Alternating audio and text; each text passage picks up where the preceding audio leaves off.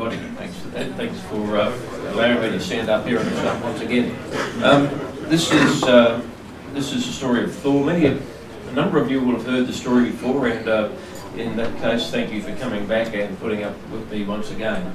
We do have one other director of Thor with me, Alistair Middleton. Can you raise your hand, please, Alistair? Can you ask him the hard questions? I reckon it's his turn.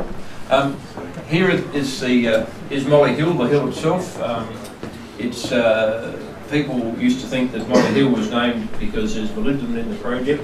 It's actually named after an Aboriginal woman called Molly, and that is a sacred site.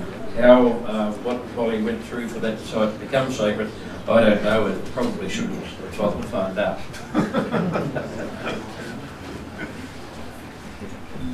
Our business is tungsten, it's molybdenum, and it's copper. In the case of tungsten and molybdenum, these are low volume, high value commodities. Copper, everybody knows about copper. Copper's about $6,500 a tonne. Tungsten's about $27,500 a tonne, and molybdenum's not far behind it. These are high value commodities. What's tungsten all about? Tungsten's the hardest metal there is. If you think of a piece of steel or a piece of really hard rock and you say that's pretty hard, but you want to cut it, you want to bend it into shape, or you want to drill through it, you need something harder than that, and to do that you must use a little bit of tungsten, either coat it on top of what you're doing with it or mix it in with it. It is very, very hard. It's also very heavy. It's about the same weight as gold. Molybdenum, we don't talk about that in this slide, but molybdenum is used in stainless steel. The higher quality stainless steels have more moly in them than those of a lesser quality. So if you want a really, really good stainless steel, there'll be lots of moly in that. I won't talk about what copper is used for. I don't have time, and I think you all know by now. Our flagship project is Molly Hill, and Molly Hill is what the company was founded to do in about 2004, and it sits in not far from the middle of Australia. It's the ingredients for a good mining project are high grade, close to infrastructure, near the beach, and close to transport. Well, we've got one of those things. We've got high grade. It's a long way from anywhere. We've got to fly the workforce in and out. We have to generate our own power. That costs money. The reason we still have a project is we have quite a high grade deposit. And the things to focus on in the feasibility study that I'd really like you to think about, one is the cost of getting this thing into production, $43 million US. That's not a big lump of money. It is a bit more than Thor have right now, I have to admit. The other thing is the operating cost of producing our tungsten concentrate, or our scheelite concentrate, is $90 US per metric tonne unit, which is 10 kilograms of WO3. Now, current price is $275. There's a bit of margin for things to go wrong and for us still to make some money. What we have by way of resources, and these, as I said earlier, these numbers don't look all that big. You know, you've got grades of 0.28% tungsten, 0.13% moly. But this stuff's worth $27,000 a tonne. You don't need huge grades to have quite a profitable business. In our reserve, we've got 3,500 tonnes. That doesn't sound like much either. 3.5 million tonnes, I'm sorry, 3,500. At a similar grade. That's 7 years mine life. That's an open pit. We have an underground life after that, and we have some satellite resources that we'll talk about shortly. The feasibility study for Molly Hill has all of these big numbers on it. The thing I'd like you to focus upon, this line through here is our cost, our annual costs. The bars are our revenue. The first couple of years are pretty spectacular. Two reasons for that. Essentially one reason for that is that the grade of tungsten in the top 50 metres of this deposit are quite high. They are, in fact, they're very high, and we get our money back, our investment money back, in 18 months on these cash flow projections. After that, in the third year, the number does fall down again, the revenue falls back because we have to do a pit cutback and we put through a low-grade stockpile. We've got a strategy for that, but that's how the study looks right now. And if we focus in on it more closely, we have a challenge. We've got to lift this bar up here, and we've got to move this line out there to go from 7 years to more like 17. The opportunities are in some underground production, Bonya copper nearby, and some other satellite resources of tons. The underground opportunity is, this is a big complicated slide. The thing to notice down here below the pit floor and around the bottom of the pit floor is 1 million tonnes of resource that has been assessed by our engineer as using normal underground mining costs as being profitable. It's not in the ore reserve right now. There's 2 or 3 years of underground mining life at the end of the open pit. Below that, down here, this ore body continues on for quite a while. We're constrained by how much drilling we've done, but the magnetic high on this goes down to about 1.2 kilometres. The next thing, and the thing that really gets me excited, is Bonya. 30 kilometres from Molly Hill is a tenement we call Bonya, on which there are 13 outcropping tungsten deposits. We identified that, and who had them in August 2012. And I'm either a very poor negotiator or I'm a very stubborn person. It took me till 2018 for us to get equity in that tenement. The interesting thing, Craig mentioned earlier on some work being done by Dave Ransom at the Woodner project in South Australia. He wrote the last report on the stuff at Bonya in 1978. That's how long any work has been done on this project, or since work has been done on this project. As I said, there are 13 outcropping tungsten deposits. There's a small copper resource, and over here is quite an interesting vanadium deposit, and there'll be more on that at some stage as we learn more. We're going to start drilling at Bonya probably late next week. We got clearance from the Aboriginal Areas Protection Authority earlier on this week and announced that. We'd be drilling there now, but about the time we got the clearance, the tail end of Cyclone Trevor dumped 6 inches of rain on the ground, and we've got to wait till it dries out before we can get access to it. But we're really excited about that. We'll be drilling in the next week or so, and we expect that by late June, there's half a chance we will have additional resources at Bonya that will provide extra feed through to Molly Hill and extend the life of that operation considerably. This is a chart of where we are at our capital cost. Northland Capital, who are now part of SP Angels, put up a graph a few months ago and said this is where we are compared with all the competition for capital on the capital cost of bringing a new tungsten project into production. It's middle of the pack. Some of those on the left-hand side, you think they're probably never going to get going, but who knows. The interesting thing is on the next one, in the operating cost, this is where they said they are. Now, they were our broker at the time, so they're obviously not completely independent, but the credibility of the guy is such that one, I like the numbers, so I have to agree with him. But secondly, he's a guy who is a student of the tungsten industry, and and his work is generally well regarded. Roskill, in the last few months, put out a graph of tungsten costs, operating costs around the globe by quartile. The first quartile, the lowest cost. Not too many of us in the industry understand why it is that low and who is in there. But here we are, halfway at the halfway mark of the second quartile. That's around where you'd like to be in any sort of business. So we're low operating cost, a relatively low capex to get going, and we think we're in a pretty good place with that. Our challenge now is to get this project financed and into production. If we get this thing financed, pull a date out of the air, 30th of June, the first concentrate rolls out of the gate 12 months later. We're working very, very hard right now with our corporate advisors, agent partners here in London, on the offtake and the finance. There's two streams of activities going. One is a string of activities with people that we have known in the tungsten business and have known them for quite a few years, who are assessing the project. They want our concentrates. They like our project. We're working with those.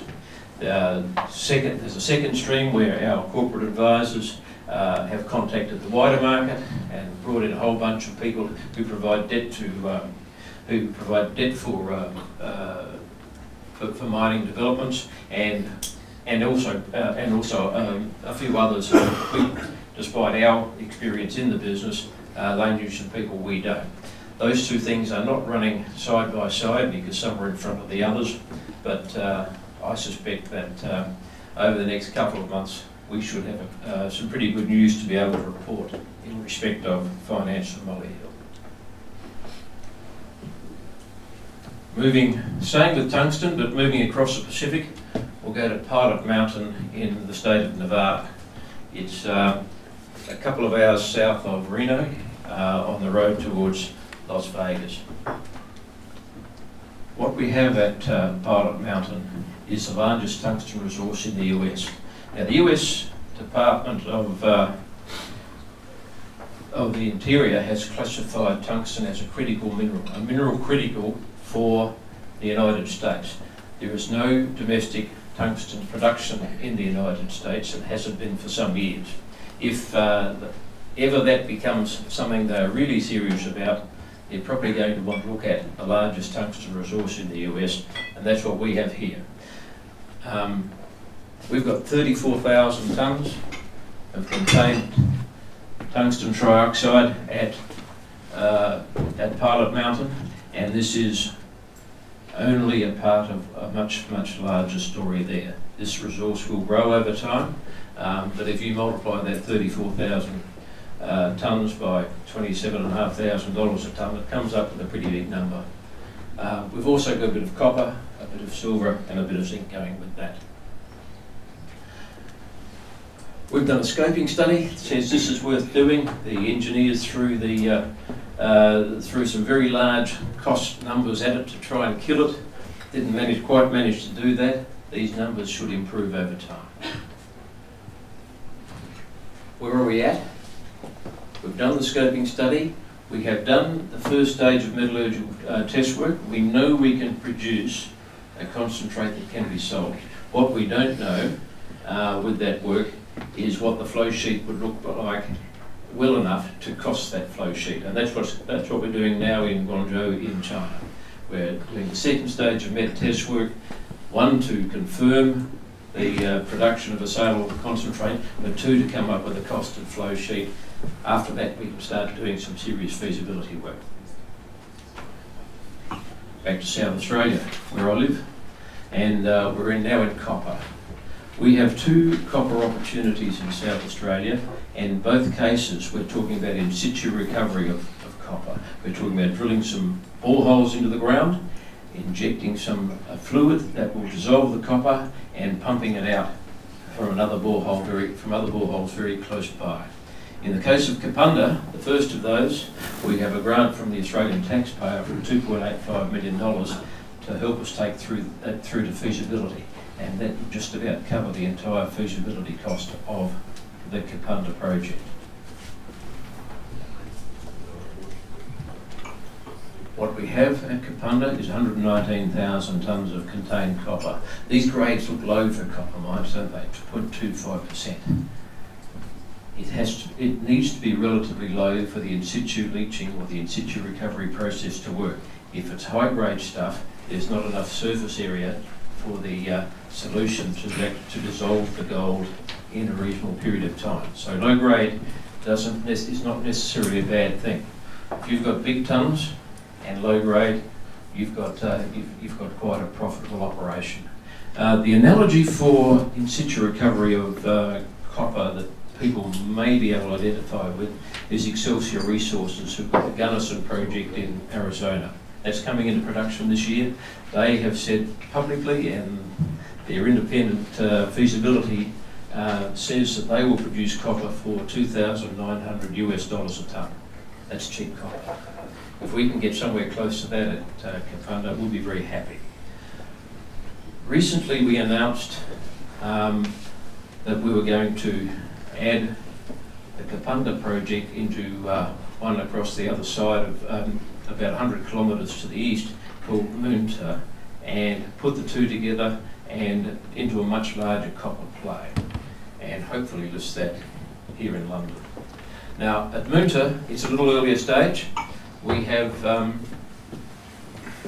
we don't have resources yet. We have between 200 and 300 million tonnes of stuff that we would classify as exploration targets. The stuff in in category 1, we believe there's probably sufficient drill information on that to come up with a resource estimate on the category 1 targets. So watch this space over the next couple of weeks. There might just be a resource assessment coming out in the near term. The rest will take a little bit more work. So what happens in a picture? We drill some boreholes. Anybody who's been on a farm, particularly the Australians who have been on a farm, you'll see windmills pumping water out of the ground for stock, for general farm use. It's exactly the same technology, but in a central hole you put in we call it lixiviant, and there are a number of them. Some are acid, but some are quite benign. One we've had quite a bit of success with is a product called glycine. Glycine is a food additive. It also dissolves oxidised copper. And from holes nearby, you pump out, and you pump out the dissolved copper. Once you've got the dissolved copper in the ground, out of the ground, you can then put it through a solvent extraction and electrowin process as you would with any other copper heap leach plant. So what you have is a mining process that is very low impact. You don't have to dig a hole. You don't have to find a crusher, buy a crusher, a grinding mill, put in flotation or other circuits. You don't have a tailings dam. You can hand this land back to the farmer a couple of years later, and he can continue with his activities as if you'd never been there. That's how environmentally friendly this process is. It's also very, very cheap. Going back to the resource, particularly at Kapunda, when we first announced that we were getting involved in the copper business, the copper project at Kapunda, we announced that there were also some gold intersections at Kapunda, and haven't said much about that since. Watch this space, there might be some news about that in the next couple of weeks as well. This is where we are at Kapunda, where this year we're going into field recovery trials, pump testing, and then on to feasibility study work. At Moonta, a little earlier, working on resource estimates for category 1, and categories 2 and 3 probably need a little bit more drilling, and then we've got to go into field trials and commercialisation. This is the wall of the old Kapunda pit. That green stuff is malachite, dissolved copper. It's we took a group of investors there in June last year in the middle of the rain. A couple of them are here. Nice to see you again, fellas. You left a boot mark in the pit, in the floor of the pit in the mud there, and it filled up with green fluid from the rain. That's how much copper. Copper is actually at toxic levels in this pit at the moment. As I said, we plan to list this new entity, Enviro Copper Limited, on a recognised exchange in the near term, and there's a fair chance that will be here in London. In the interest of time, I won't repeat I won't go through that because I think I've said that along the way as well. We announced this week also we've taken on a couple of new projects, some gold projects in Western Australia, and a uranium project in the Northern Territory, and that we had raised some funds to finance that. So there is not going to be a capital raise in the next few months to pay for the activities associated with that. There's perhaps a little bit more on the way. There's a copper project in the Northern Territory we really like to look at. Watch this space. We're pretty excited about some of these new projects. Gold's in our DNA. We haven't had a gold project for some years. Some of this stuff in Western Australia we like the look of, and hope to start working on some of these shortly.